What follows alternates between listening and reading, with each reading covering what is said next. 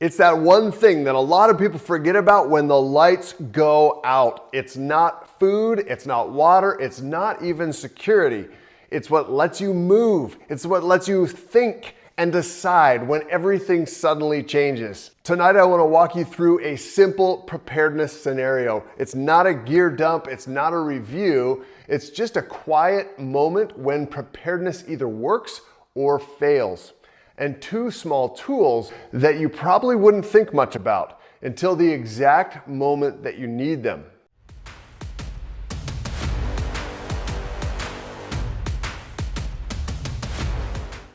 Hi, and welcome to Survival Fit Adventures, where we take a look at preparedness through the lens of regular people trying to be prepared for what is coming our way. There's lots of different things. I think 2026 is going to be very interesting. But let's set the scene for this scenario that I'm talking about. So it's a regular evening. You are at home, your phone is charging, and your dinner's half done, and the power goes out. It's not dramatic. There's no explosions or anything. It's just gone. You wait for it to come back. 5 minutes, 10 minutes. Outside, you hear voices. Some confusion's going on. There's some movement. This is the moment when most people are unsure of what to do, and what happens is they freeze because they suddenly realize that they were relying on systems that they never noticed. Preparedness starts right here.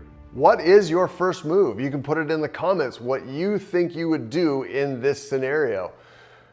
You and I, we don't reach for our phone flashlight because we've learned that phones die fast, they overheat, and they pull our attention inward, right? You go to pick up that phone to use the flashlight, and all of a sudden you've got some notifications, you're checking things, and you're completely not paying attention to what you should be paying attention to. So instead, you grab a compact light from where it always lives. This is where something like the Wuben G5 quietly earns its keep. Not because it is powerful, but because it's there. It's keychain sized. As you can see, it fits really nicely into this pocket organizer, and you can put it with this little clip into any pocket or on any strapping that you want to. I like to keep it in here because I've got a bunch of other things with it. I've got a little knife, a lighter, and a bunch of other stuff, but I'm not here to show that. I want to show you this little light, the Wuben G5. You can put it in any formation that you want, and of course it's got other modes than this red light. I just like to leave it on the red light because that's typically what I use. Preserves your night vision and allows you to see in the dark, but without letting the whole world know where you are, right? So that's important. So preparedness isn't just about brightness or being fancy with expensive gear. It's about appropriateness. Do you have it on you? Is it close by? Is it convenient? If it's not, most people don't carry it, so it just takes its place in a junk drawer. This is about usefulness. I actually put this pocket organizer kit inside one of my winter coats, inside one of the zip jackets right on my chest. That way I've got a mini survival kit right there. As I'm mentioning how I carry this, we're talking about thinking in layers. With light being restored in our scenario, your brain can think again. You can see what you're thinking about or talking about. You can go check breakers. You can look outside without silhouetting yourself. Like I said, you don't want the whole world to know exactly where you are. You can move without tripping. That's really important for safety. You can grab a few things. A light jacket, a small sling bag. This is a little bit bigger than that. This is a backpack, but maybe a notebook. Why the notebook? Because when stress hits and things are going on that are kind of out of our control, our memory leaks. We don't retain all of this stuff, and you learn this in disaster management. So you jot down times of the outage. What do you hear outside? Where's your phone battery level? This is preparedness that most people never talk about. capturing context before it disappears. Check this out. Does all sorts of different colors just with this little slide wheel. I think that's pretty cool. You know, if you're ever doing first aid, you don't want red light because blood is the same color and in the dark you can't see the blood properly. So then you're gonna switch to a different color of light, which allows you to be stealthy but at the same time render aid. And let's do this. So you can set it to a different strobe, or you can set it straight to white light. Very cool. So this allows you a bunch of different options to use this light. And of course, you can strap this on. I've got a mic here, but you can basically use this pocket clip and stick this on any item or any waistband or any strap, and you can walk around with this thing and turn it like this. So let's do this. I just want to demonstrate how this can work. So again, now I'm hands-free with this little light. I think this is pretty awesome. With disaster preparedness, you have to be ready for shifting conditions and you need to be ready to pivot. So this is great. Always have one of these on you. But let's just say in this scenario, an hour has passed and there's still no power. So you decide to check the stairwell or hallway, not just wander around, but to seriously observe and try to figure out what's going on. So now we're gonna switch lights. This is where something like the Wuben X4 makes sense, not as a tactical tool, but as a task light. We can go hands-free with this. Again, this has got a really nice pocket clip on the back, and you've got stable output. You've got enough flood to read faces, walls, and exits. How about this? There's so many multiple controls on this, but you can actually have this, like I'm talking about flood lighting. So you can stick this again on a backpack strap or on your waist, on a belt, or like I had this, you can just set it right on your shirt pocket or wherever it makes sense to do that. So you've got a really strong metal belt clip there.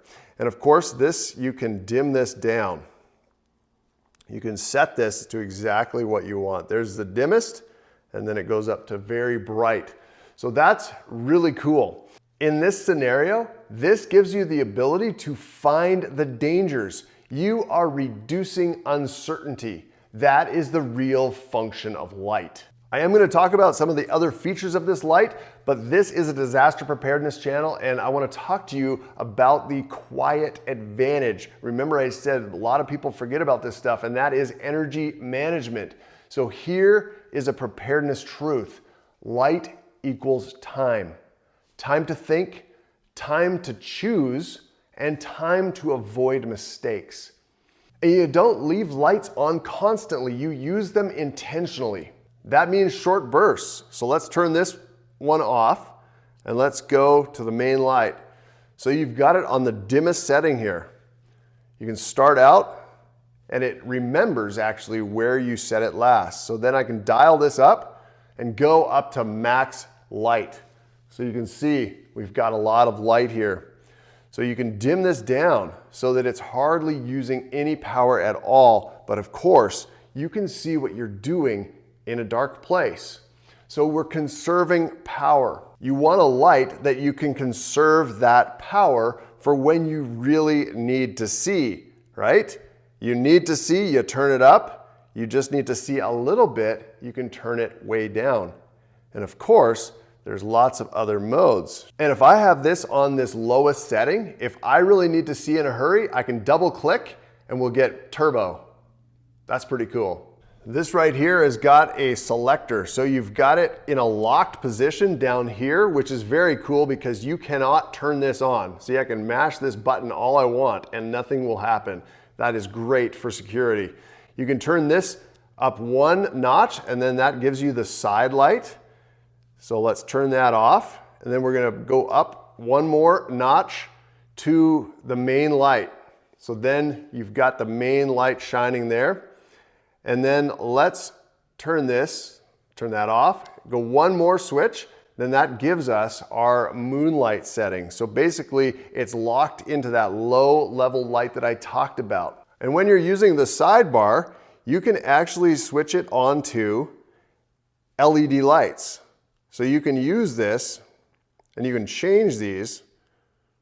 As you can see, you can switch through what this is doing. Another feature of this light is the tail switch. So it's got a little pressure switch. So you can just instantly push that from this back. So that is a great thing. Another feature that I wanted to show you is the magnetic tail end of this flashlight. It sticks to anything that a magnet would stick to. What we've learned in our little scenario is that redundancy matters, and that's why you have multiple tools for multiple uses. And also conserving power matters. And you sometimes don't need a huge mag light or something like that to do a small job, or just to keep yourself from tripping, or to go check your breakers. So you want the proper tool for the job. And here we have a small always on you light in the G5 and a more capable work light, which is the X4. And I don't want to be that doom and gloom guy. This is a preparedness channel, but these lights are good for good times as well as bad times. But especially when redundancy and conserving power is important, these lights are great for that. Disaster scenarios can go a lot longer than we might think. We might think, oh, just because the power's always come back on in 3 days, I don't need to worry, because the next time it might be a lot longer. We don't know what's coming. Here is the part that catches people off guard. When the lights go out, it's not the darkness that scares them. It's the loss of agency, the ability to make decisions, the ability to act. Suddenly, every room seems unfamiliar. Every sound feels closer. And every decision feels heavier. Light restores something deeper than visibility. It restores confidence. And confidence changes our behavior. If you and I take personal action steps that are simple and doable, and we just do them, we're going to be so far ahead when something happens. So if you take nothing else from this video, do this. Place a small light where your hand naturally goes. I have this light put in my nightstand, and if I just reach in there in the dark, my hand can automatically index this, and you know exactly where this button is just by the feel. And I've got this slider set on the moonlight function, so even if I turn it on, it's not going to blind me. I'm just going to be able to see. And if I really need to see more, I can always click this back to the main light position, and I can see a lot. So that was number one. The second point is to keep a second light where work happens. I keep this, like I said, inside this pocket organizer with a couple other really good tools, and I keep this on me when I'm going out and about, because this is my coat that I'm always going to wear in the winter. Point number three, and that would be to practice using the low modes. Get used to using lower levels of light, because you might need to use them for a long time. And you don't want to always be fighting that flash on your eyes in the dark. So then your eyes have to get used to it again. So use a red light or use low white light. You're not going to be sorry. Number four is recharge on a schedule, not during a crisis. Maybe it's the first Sunday of the month. You just plug in all of your flashlights, make sure they're charged, make sure they're ready to go. Preparedness doesn't need to be dramatic. It just needs to be a habit. When systems fail, even briefly, the people who adapt fastest aren't always the most equipped. They are the most intentional. They have it planned out. The Wuben X4 and the Wuben G5, they're not the heroes of the story, but they are quiet supporting characters in the whole system that let you stay calm, observant, and capable. Because when the lights go out, you don't rise to the occasion. You fall back on what you've prepared. Thanks so much for watching. I hope you enjoyed this real look at a preparedness scenario with some of the tools that we can use. There is a link in the description for these particular lights, as I am a fan. Remember that light always defeats the darkness, so let's get our lighting prepared for whatever the next year wants to throw at us. Thanks again, and we'll see you next time.